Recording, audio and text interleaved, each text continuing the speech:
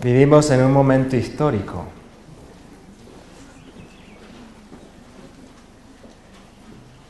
Y quizá la mayoría de nosotros no nos damos cuenta de ello,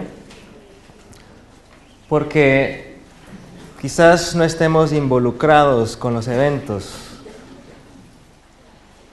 Y estamos en un momento en la historia en que grandes cosas están a punto de suceder. Y nosotros o podemos ser parte de ese movimiento, de esos eventos, o podemos estar desapercibidos, distraídos y perder la ocasión, la oportunidad. En Apocalipsis 12 lo expresa de la siguiente manera. Vamos a leer los versículos 10 al 12 de Apocalipsis 12. Gracias. Entonces oí una gran voz en el cielo que decía: ahora ha venido la salvación, el poder y el reino de nuestro Dios y la autoridad de su Cristo, porque ha sido lanzado fuera el acusador de nuestros hermanos, el que los acusaba delante de nuestro Dios día y noche. Y ellos le han vencido por medio de la sangre del Cordero y de la palabra del testimonio de ellos, y menospreciaron sus vidas hasta la muerte. Por lo cual, alegraos cielos y los que moráis en ellos. Y luego añade otra sentencia, otra frase: ay de los moradores de la tierra y del mar, porque el diablo ha descendido a vosotros con gran ira, sabiendo que tiene poco tiempo. Sí, nosotros vivimos un momento histórico. Y ¿cómo no perder esa percepción de vista? ¿Cómo no perderla? Porque un momento histórico puede pasar inadvertido, puede pasar sin que lo sintamos. No depende de los sentimientos. Cuando lo sintamos es porque ya está encima y no hemos podido tener la debida preparación para cumplir un papel del cual Dios se honraría. Vivimos en un mundo en el cual Satanás ha querido destruir el conocimiento de Dios. Y Apocalipsis 12 nos relata la historia de una forma muy resumida de cuando Satanás fue arrojado del cielo y fue arrojado a este planeta. Y luego nos proyecta un tiempo en el cual Satanás se va a esforzar en gran manera porque sabe que le queda poco tiempo. También nos habla aquí que ellos, refiriéndose a la simiente de la mujer, ellos, refiriéndose a los que guardan los mandamientos de Dios y tienen el testimonio de Jesucristo, ellos le han vencido por medio de la sangre del Cordero y de la palabra del testimonio de ellos. En la juventud es un momento indicado para nosotros percatarnos y alistarnos, disponernos para que Dios nos utilice. Momento excelente. Muchas veces pensamos que el cristianismo, que la religión es para las personas adultas. Muchas veces pensamos que servirle a Dios es algo difícil. ¿Recuerdan la lectura bíblica para este tema? Mateo 16, 24. Si alguno quiere venir en pos de mí, niéguese a sí mismo. Tome su cruz y sígame. No suena agradable, no suena a victoria, no suena a algo grandioso. Y pensemos, cuando Jesús pronunció estas palabras, inicialmente, luego Mateo y Lucas, Marcos, cada uno de ellos, Juan lo registró posteriormente, pero cuando él pronunció estas palabras, había una expectativa en su pueblo. ¿Quién era su pueblo designado, especial, en el momento histórico cuando Jesús vino? El pueblo hebreo. ¿Y qué expectativas tenían ellos en ese momento histórico? ¿Qué expectativas tenían? Basadas en las profecías, basadas en la proyección que tenían como nación, como pueblo de Dios, ¿qué expectativas tenían? Ser una gran nación, una gran nación. Dominar a los pueblos alrededor de ellos. Tener éxito. Ser grandes en este mundo. Tenían esas expectativas. Y las profecías referentes a un Mesías, ellos tomaban pasajes bíblicos que se referían a esa gloria, a ese éxito, se aferraban a esos pasajes y por ende tenían grandes expectativas. Así que imagínense a Jesús frente a esas expectativas de la juventud, de las personas mayores y aún de los ancianos. Imagínense a Jesús decirles: si alguno quiere venir en pos de mí, niéguese a sí mismo, tome su cruz y sígame. Ahora escuchen cuidadosamente. Niéguese a sí mismo. ¿Tiene apelativo eso? ¿Es atractivo? Tome su cruz. Para un hebreo, para un judío, ¿qué significaba una cruz? ¿Era algo que en la cultura hebrea se acostumbraba a hacer? ¿No? La cruz era un instrumento de tortura que había llegado con los romanos. Y los romanos lo utilizaban contra ellos cuando ellos cometían crímenes así considerados por el Imperio Romano. Era un instrumento de tortura que, como algunos de ustedes saben, un ciudadano romano no podía ser sometido a ese tipo de muerte, porque era ciudadano romano. Pero un judío sí. Así que tomar la cruz era símbolo, era la realidad de la muerte más humillante que ni siquiera un ciudadano del Imperio Romano podía recibir. Y Jesús les está diciendo: si alguno quiere venir en pos de mí, niéguese a sí mismo y tome una cruz. ¿Y entonces qué? Sígame. Yo me ubico en ese tiempo y pienso, habiendo sido criado, educado, con esta perspectiva, con estas expectativas de grandeza nacional, si yo hubiera escuchado esas palabras, yo habría dicho dentro de mí: ¿quién sabe qué será lo que quiere decir? Debe haber algún significado simbólico, oculto. Debe ser una parábola que él está hablando. No puede ser que lo que él está diciendo sea verdad, porque no tiene sentido. Bueno, vayamos un paso más allá. Jesús escogió a un grupo pequeño. ¿Sí? Se conocieron como los apóstoles. Y a los apóstoles él empezó a decirles y empezó a prepararlos. Y les decía cosas como estas: he aquí, yo voy a subir a Jerusalén, y allí los principales sacerdotes me tomarán, me azotarán y me darán muerte. Y se los dijo, y se los repitió, y los fue preparando. Y cuando los apóstoles escuchaban estas palabras, este grupo selecto, que sí debía de entender, ¿qué pensaron los apóstoles? No entendemos. ¿Qué es lo que quiere decir? Oían, pero no entendían. ¿Y por qué no entendían? No querían que eso sucediera. Saben, uno como ser humano tiende a no creer lo que uno no quiere creer y a creer en lo que uno quiere creer. Uno cree en lo que quiere creer.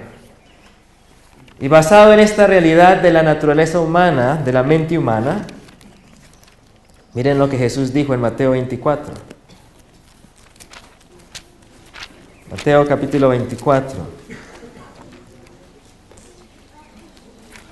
Los discípulos le están preguntando a Jesús cuándo serán estas cosas, refiriéndose al fin del mundo, al fin del siglo, la destrucción del templo, porque Jesús había dicho, no quedará aquí piedra sobre piedra. Versículo 2 de Mateo 24, Jesús les dijo, ¿veis todo esto? De cierto os digo que no quedará aquí piedra sobre piedra que no sea derribada. Y estando él sentado en el monte de los olivos, los discípulos se le acercaron aparte diciendo, dinos, ¿cuándo serán estas cosas? ¿Y qué señal habrá de tu venida y del fin del siglo? Y respondiendo Jesús, ¿qué les dijo?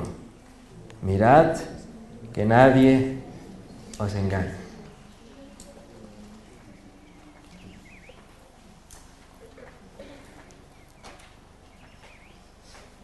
La primera frase, mirad que nadie os engañe. Nosotros somos muy vulnerables al engaño, porque nosotros creemos lo que queremos creer. Y para no ser engañados hay un requisito principal. Jesús lo dijo, niéguese a sí mismo. Si nosotros no estamos dispuestos a negarnos a nosotros mismos, entonces significa que tenemos deseos. Y voy a presentar un mensaje quizás controversial. En una hora, en media hora, no se puede presentar todo, pero los invito a ir a la Biblia y a encontrar los principios y todo el contexto. Pero si en nosotros hay un deseo no sometido, no entregado a la voluntad de Dios, eso lo va a utilizar Satanás para engañarnos. Y el deseo puede ser bueno, pero un deseo bueno que no esté sometido, entregado a la voluntad de Dios, se vuelve un punto de apoyo para que el enemigo nos engañe. Voy a contarles una historia real de alguien muy cercano a mí. Y cuando digo muy cercano es que lo conozco en primera persona y él mismo me contó la historia. Y es reciente.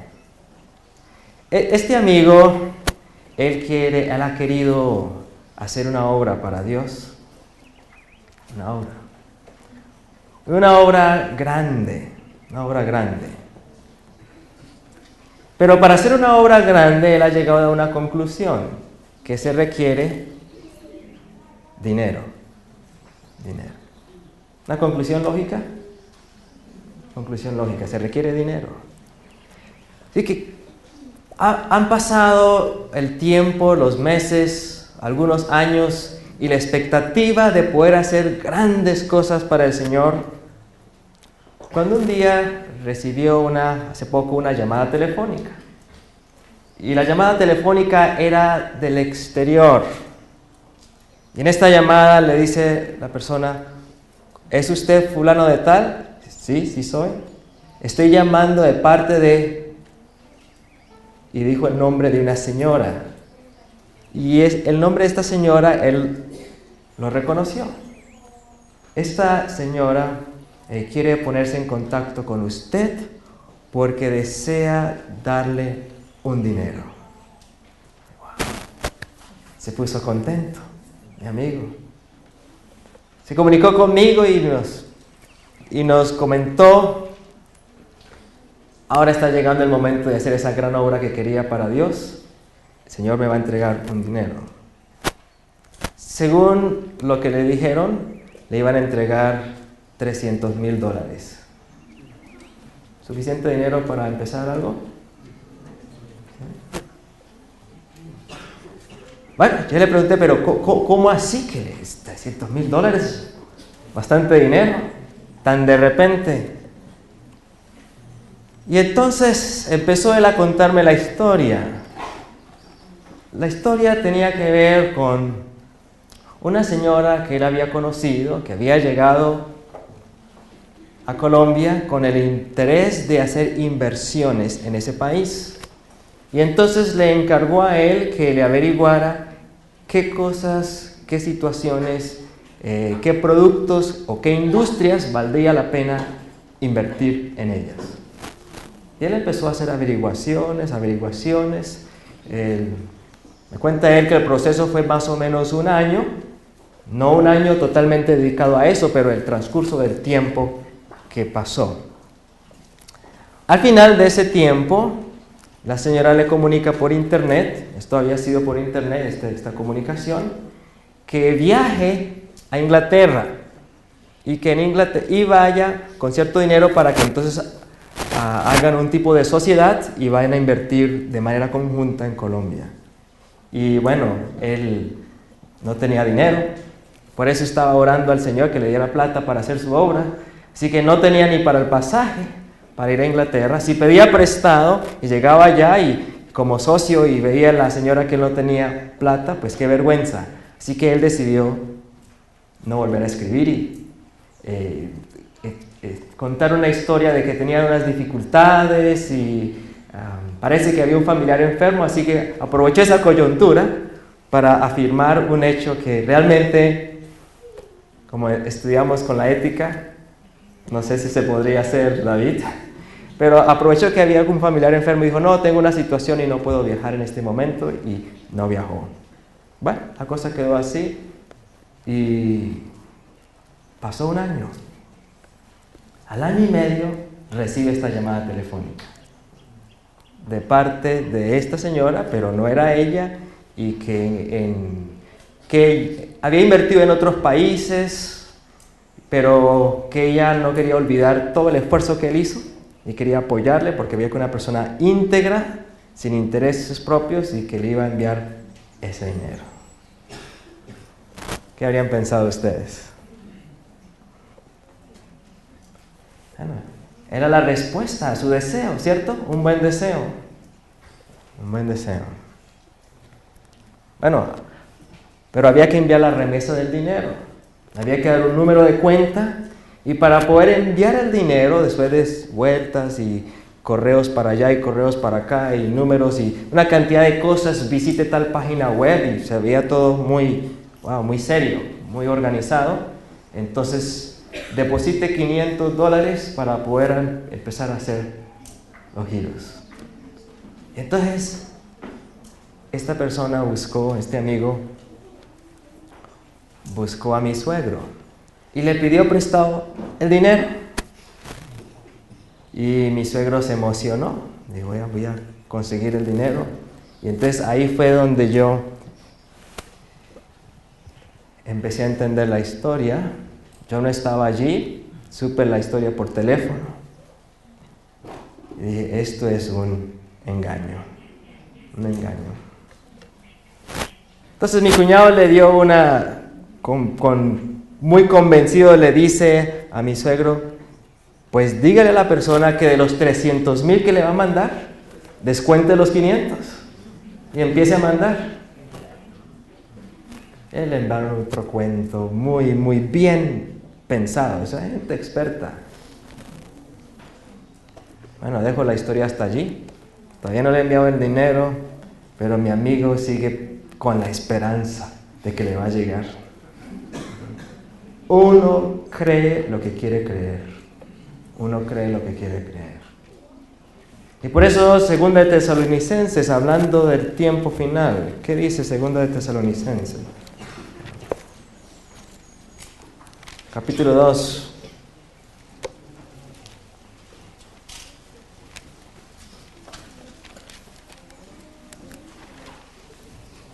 Bueno, quiero leer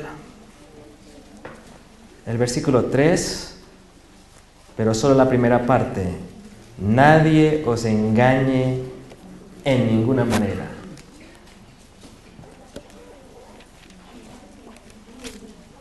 Ahora vamos al versículo 8 de Segunda de Tesalonicenses capítulo 2. Y entonces se manifestará aquel inicuo a quien el Señor matará con el espíritu de su boca y destruirá con el resplandor de su venida.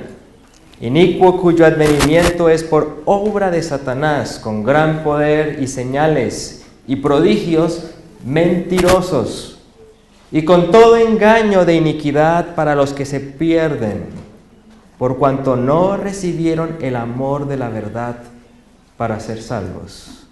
Por esto, Dios les envía un poder engañoso para que crean la mentira. Lenguaje fuerte, no voy a explicar, pero ¿qué dice la palabra?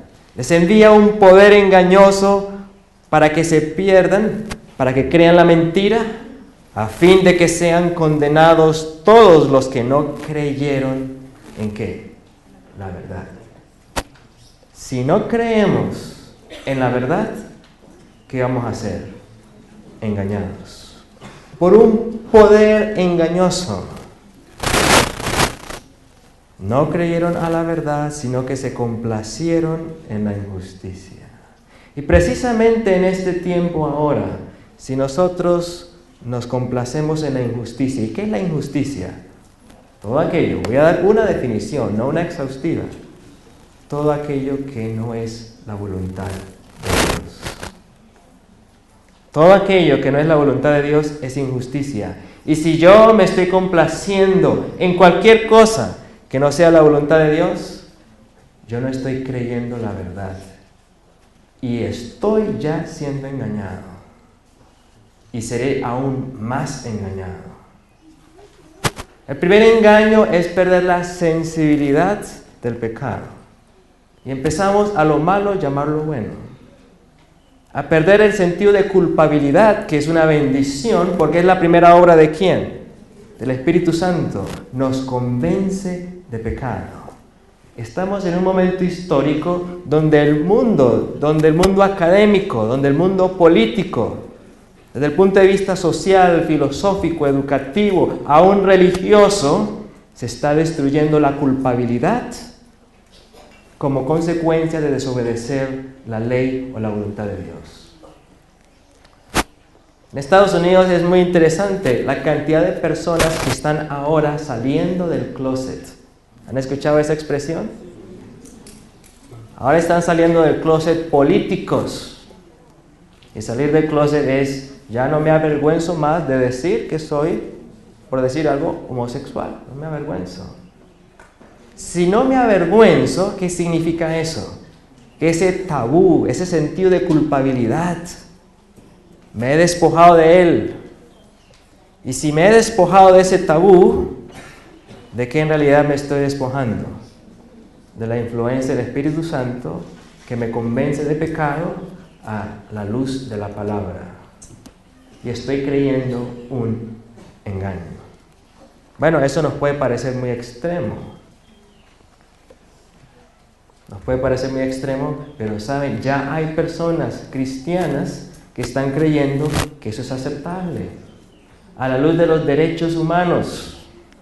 Y cambiamos los derechos de Dios por ¿cuáles derechos? Los humanos. Y los derechos humanos solo tienen sentido si los da ¿quién? Si los da Dios. Si creemos que Él es el creador. Si no creemos que Él es el creador y solamente creemos en derechos humanos, cualquier humano que tenga influencia puede cambiarlos. Puede cambiarlos. Todo se vuelve relativo.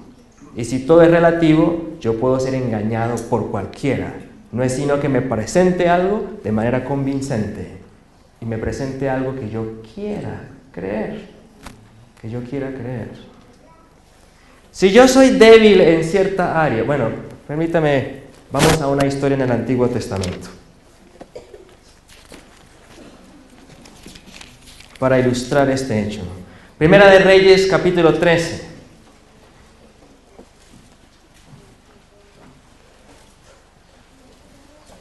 En este momento histórico, aún los elegidos, dice la Escritura con advertencia, podrán ser engañados. Y es interesante que cuando uno es engañado, uno disfruta el engaño. ¿Saben cuándo uno deja de disfrutar el engaño? Cuando es desengañado. Y en el engaño final seremos desengañados cuando sea demasiado tarde. Pero mientras usted no ha descubierto el engaño, ¿cómo se siente usted? Contento, feliz, hasta que descubre la mentira. Primera de Reyes capítulo 13 cuenta una historia de un varón de Dios, dice el versículo 1. ¿Quién era? Un varón de Dios. Y además de ellos, sigue diciendo, por palabra de Jehová vino de Judá a Betel. Obedeciendo la voluntad de Dios, el varón de Dios se trasladó, viajó de Judá a Betel. Y allí en Betel estaba el rey de las 10 tribus del norte, Jeroboam, junto al altar para quemar incienso. Y hago una aclaración, este altar para quemar incienso no estaba de acuerdo a la voluntad de Dios.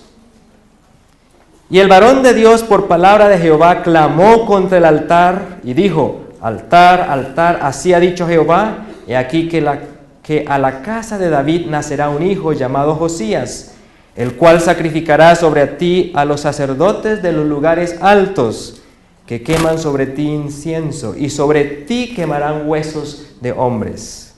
Y aquel mismo día dio una señal. Esta es la señal de que Jehová ha hablado. He aquí que el altar se quebrará y la ceniza que sobre él está se derramará.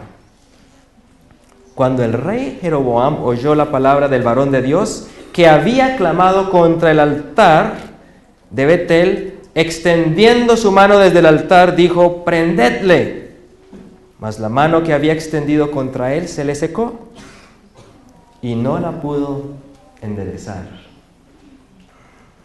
Y el altar se rompió y la ceniza se derramó conforme a la señal que el varón de Dios había dado por palabra de Jehová. Entonces el rey, viendo la mano tiesa, le dice el rey, te pido que ruegues a la presencia de Jehová tu Dios y ores por mí para que mi mano sea restaurada.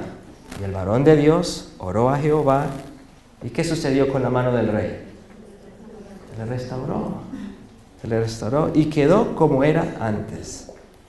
Bueno, el rey de esa ira, de mandarlo a prender, ahora ¿qué sentía el rey? Gratitud. Y cuando uno está agradecido, ¿qué hace? Ofrece dar algo, ¿cierto? Y le dice el rey, ven conmigo a casa y comerás y yo te daré un presente. Un donativo le cae bien a este profeta, le cae muy bien.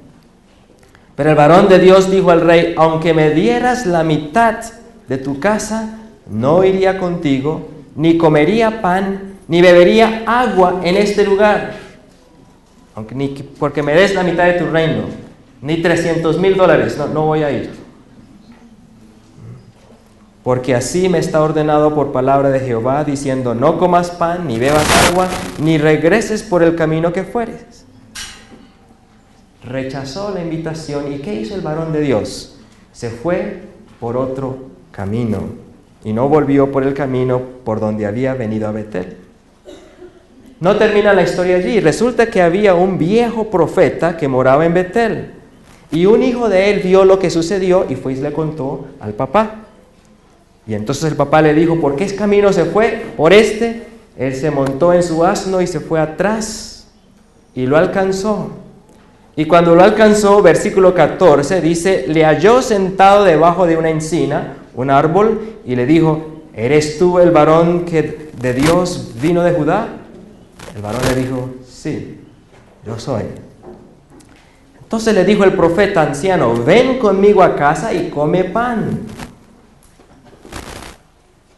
Interesante. No, le dice el varón, no podré ir contigo, ni tampoco comeré pan, ni beberé agua contigo en este lugar, porque por palabra de Dios me ha sido dicho que no lo hagas.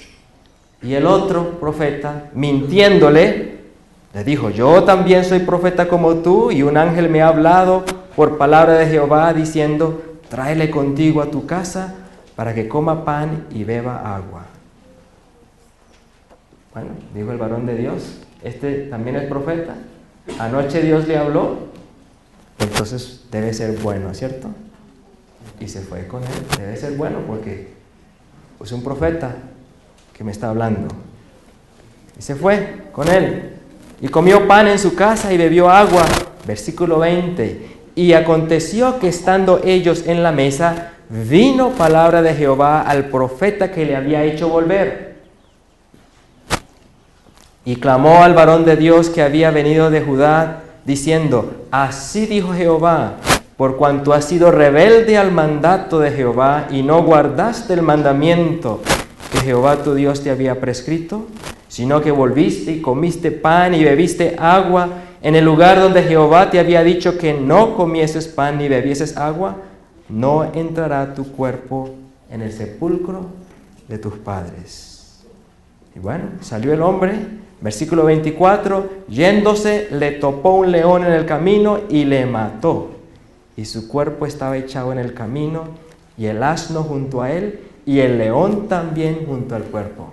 O sea que el león no tenía hambre, no se comió al asno, no se lo comió a él, simplemente lo mató y se quedó sentadito a un lado.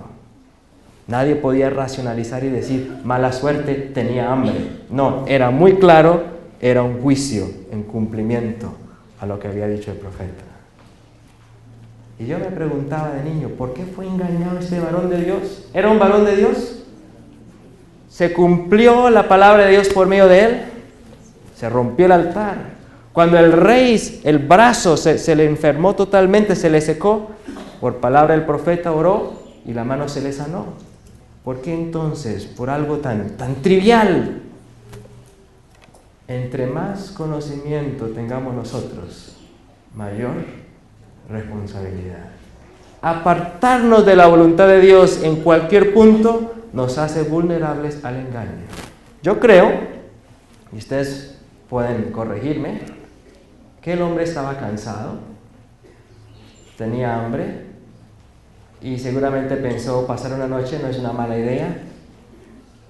Y cuando llega la persona precisa, la persona indicada, y le dice, sí lo puedes hacer, porque yo también tengo comunicación con Dios y Dios me dijo que sí, creyó.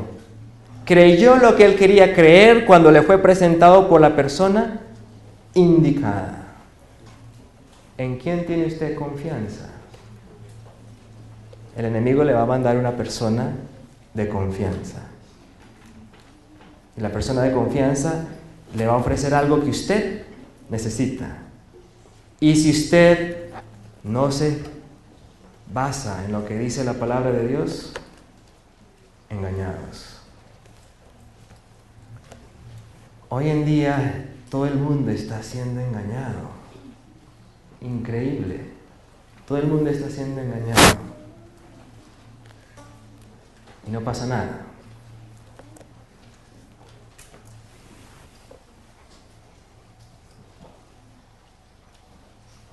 Vamos a Apocalipsis capítulo 13. En Apocalipsis capítulo 13 el Señor nos dice, nos advierte, y seguimos con el tema del engaño y el fin del tiempo. Versículo 13 y 14. También hace grandes señales, de tal manera que aún hace descender fuego del cielo a la tierra delante de los hombres, y engaña a los moradores de la tierra con las señales que se le ha permitido hacer en presencia de la bestia, mandando a los moradores de la tierra que le hagan imagen a la bestia que tiene la herida de espada y vivió. Grandes señales. Bueno, hemos estado repasando profecía, ustedes los jóvenes, durante esta semana. Leemos el versículo 15 y 16, y se le permitió infundir aliento a la imagen de la bestia, para que la imagen hablase e hiciese matar a todo el que no la adorase. Y hacía que a todos, pequeños y grandes, ricos y pobres, libres y esclavos, se les pusiese una marca en la mano derecha o en la frente, y que ninguno pudiese comprar ni vender, sino el que tuviese la marca o el nombre de la bestia o el número de su nombre.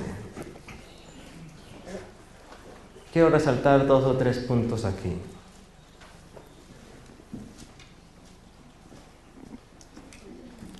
Empiezo con uno más sencillo.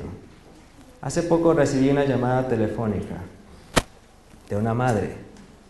Y la madre me dijo, quiero que aconseje a mi hijo. Él necesita tener sentido común. Él necesita aprender a vivir en el mundo real, en el mundo real. Ahí está en la casa y no trabaja. La preocupación válida, ¿cierto que sí? El que no trabaja, que no coma. Y yo le he dicho que aplique, que consiga un empleo, un trabajo. Y ha llenado las solicitudes de aplicación, ha llenado hojas de vida, pero siempre que las llena, coloca allí, yo no trabajo los sábados. Y yo le he dicho, mi hijo, si pone eso, nunca va a conseguir trabajo, no ponga eso. Y no tiene sentido, no me quiere hacer caso. No entiende qué es vivir en este mundo real, la realidad del mundo. Yo escuché, yo dije, ¿estoy escuchando? Así está la condición de nosotros como pueblo. Hemos perdido el discernimiento por vivir la realidad del mundo.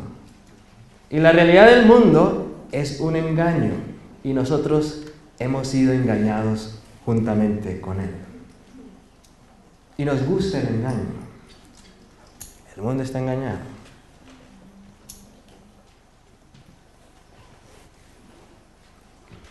Con la elección del nuevo Papa, había mucha expectativa y de algunas personas de que iba a haber un cambio.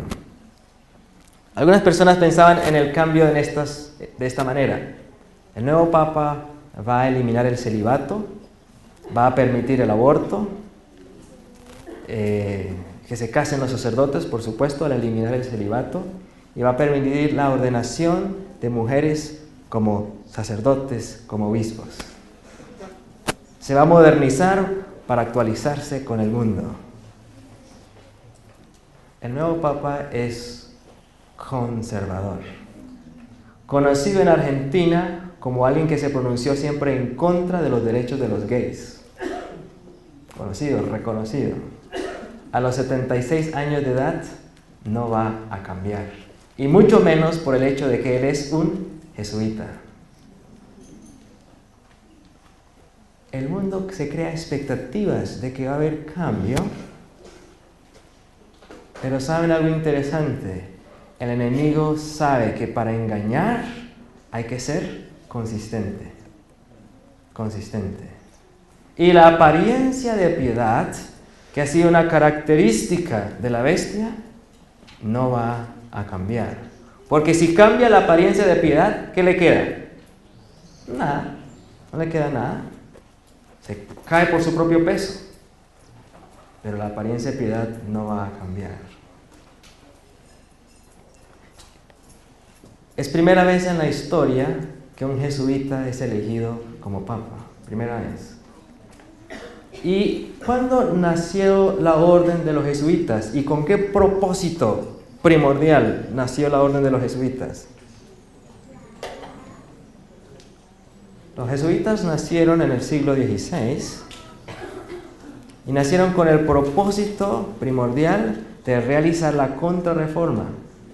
¿Y cuál fue la contrarreforma?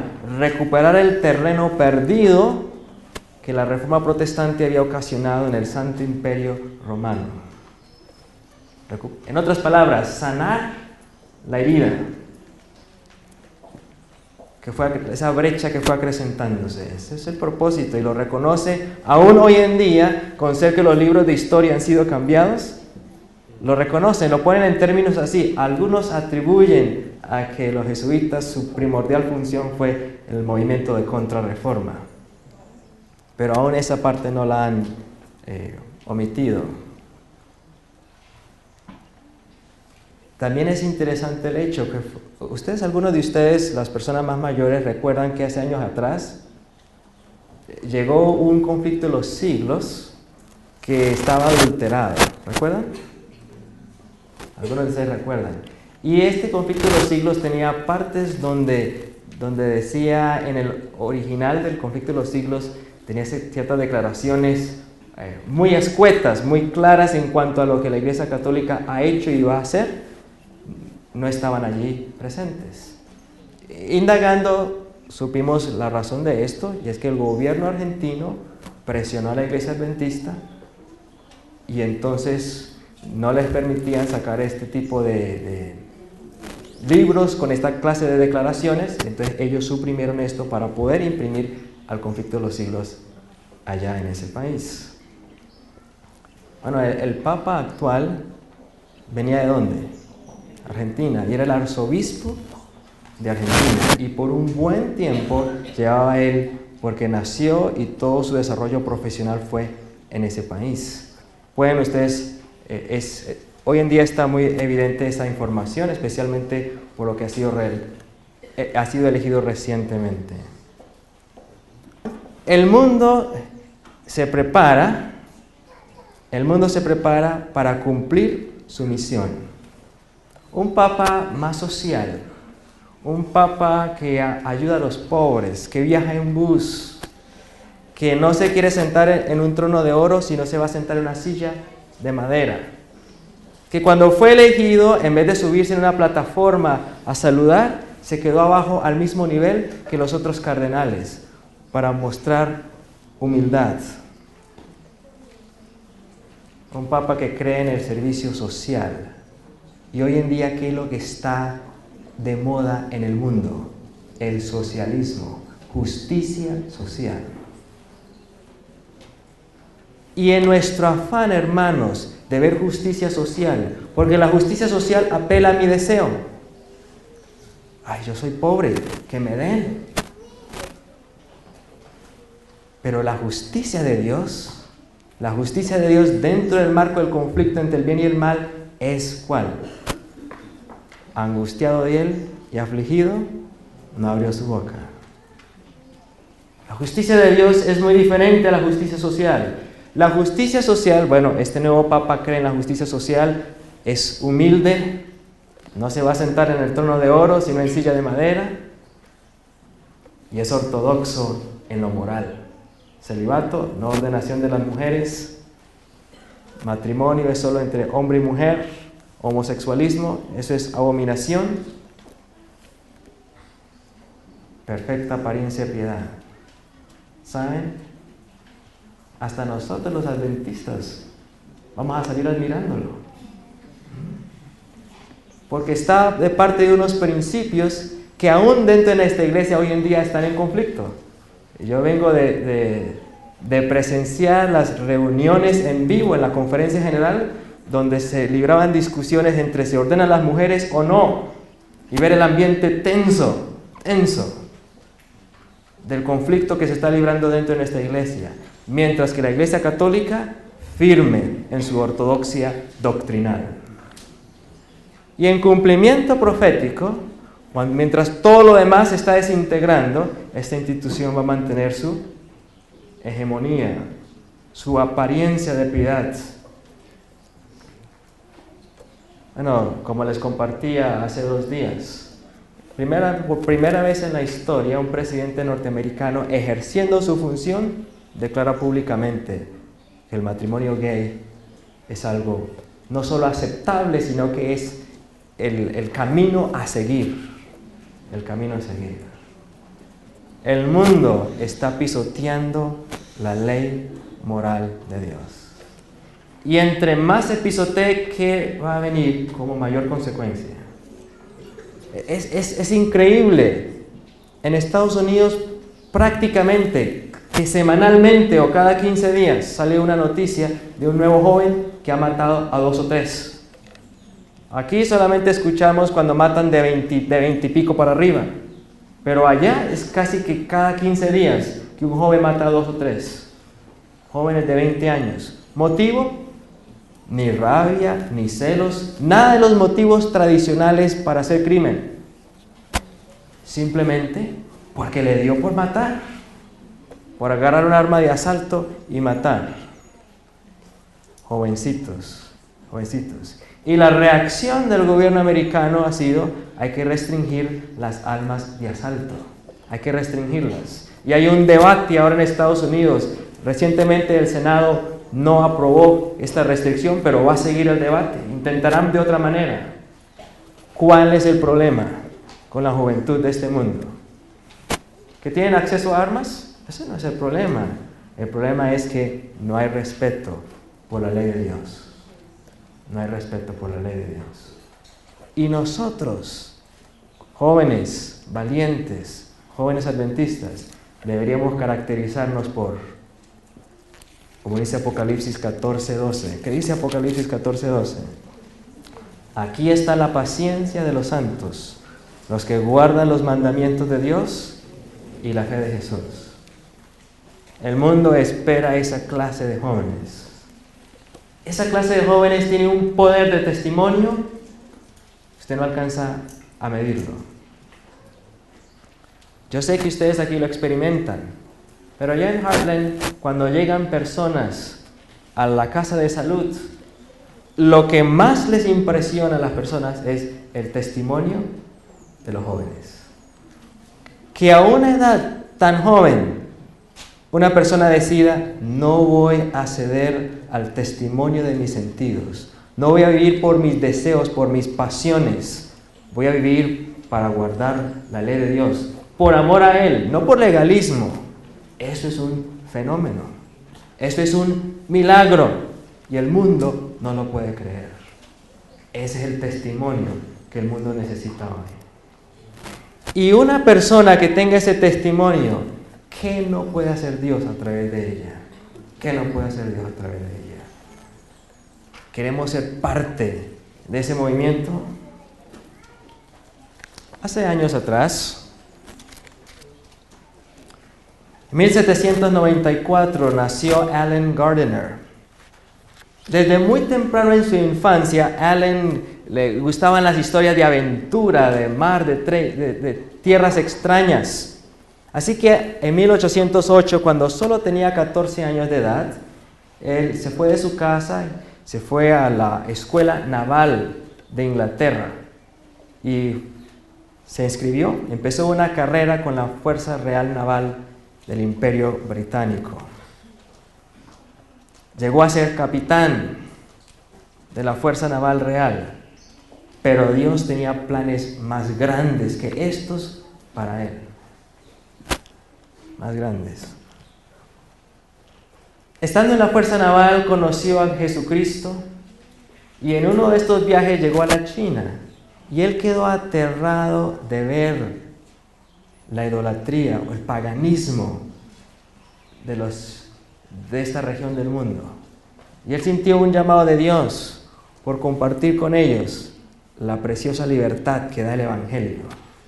¿Saben? La superstición y el paganismo es una carga opresiva. Al no haber victoria sobre el pecado, un peso. Al confiar en los hombres y en ceremonias y ritos externos, otro peso. Terrible. El Evangelio que Dios nos ha dado es libertad.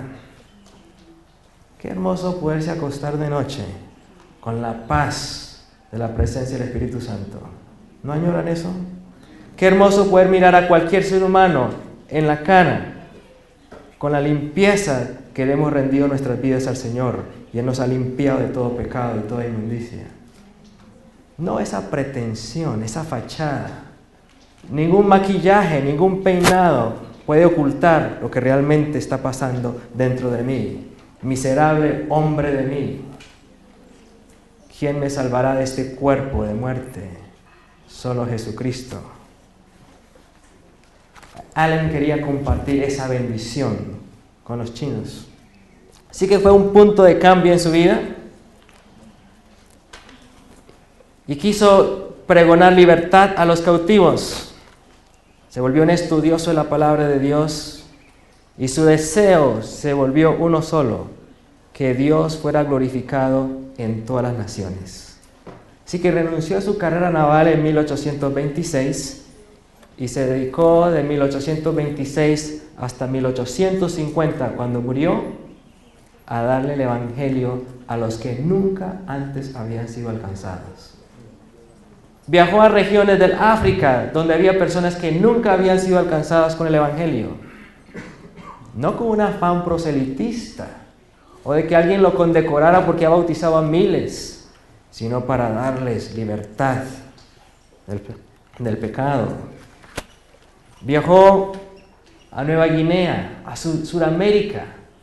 Finalmente, en sus esfuerzos por compartir el Evangelio, supo de que habían unos indígenas en una región muy remota del mundo, muy difícil el acceso. Según para un navegante experto como él, era un sitio del mundo donde los mares son los más bravos y donde las temperaturas las más bajas. Tierra del fuego. En el cono sur prácticamente. Y allí habían unas tribus, los indios Yaga, totalmente paganos. Dijo, voy a llevarle el Evangelio a estos. Viajó en el verano de 1850 él con 6 otras personas, un médico, un instructor bíblico y 3 navegantes en unas embarcaciones pequeñas. Llegaron a la isla de Picton y los indios Yaguas salieron. Su único interés, robarles todo lo que tenían. Fue tan feroz su rapiña que tuvieron que retirarse porque les estaban quitando todo. Y ellos pues no se iban a defender porque si venían a darles el Evangelio y los mataban, pues ¿qué Evangelio les venían a dar? Se retiraron y luego volvieron a regresar. No se iban a regresar, no iban a desistir del propósito al cual Dios los había llamado. Como les habían robado las provisiones, no tenían mucho para comer. El clima empezó a ponerse más duro, la temperatura a bajar, entró el invierno, temperaturas de 20 grados bajo cero centígrados. Uno por uno empezaron a enfermarse, a morir de frío o a morir de hambre. Todos perecieron. Todos perecieron. Aparentemente sin dar fruto por su obra. 1 año y medio después pudo llegar la primera embarcación a ver qué había sucedido. Llegó desde Inglaterra y empezaron a encontrar los cuerpos, los cadáveres, aún preservados por el frío y por la zona tan inhóspita, y los diarios que estos hombres dejaron allí escritos. Quiero compartirles algunas de las palabras que encontraron en estos diarios. Este es del diario de Allen Gardiner, el capitán. Señor, a tus pies me humillo. Todo lo que tengo es tuyo. Todo lo que tu amor espera de mí. Perderlo es lo mejor, porque todo es tuyo.